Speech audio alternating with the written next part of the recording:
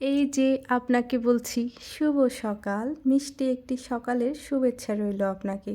যেহেতু আমার ভিডিওটা ওপেন করেছেন, তাহলে চলুন আজকে সারাটা দিন আমি কীরকমভাবে কাটিয়েছি সেটা আপনাদের সাথে শেয়ার করি।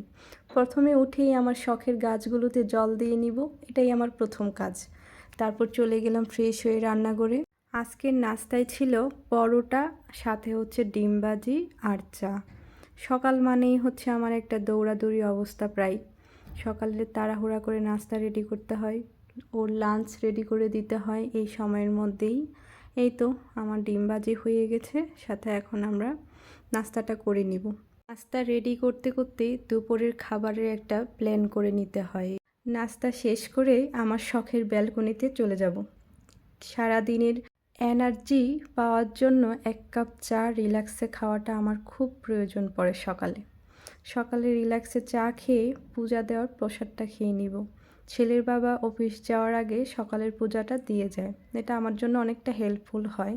তারপরে মোস্ট ইম্পর্ট্যান্ট কাজ, 1-2 ঘন্টা সময় নিয়ে ধৈর্য নিয়ে ওকে খাওয়ানো।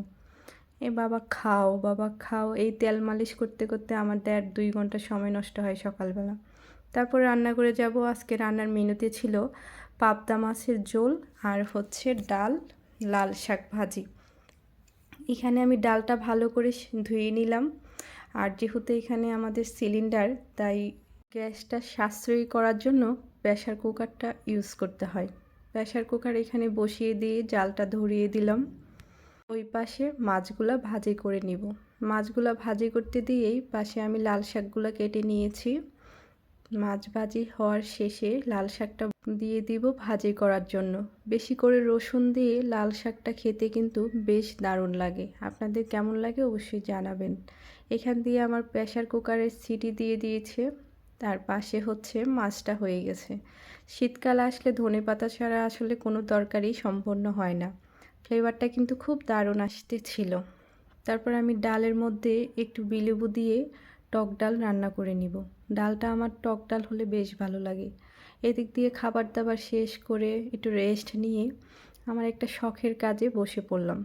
কাজটা করেই বাইরে চলে গেলাম, সন্ধ্যা হয়ে গেছে।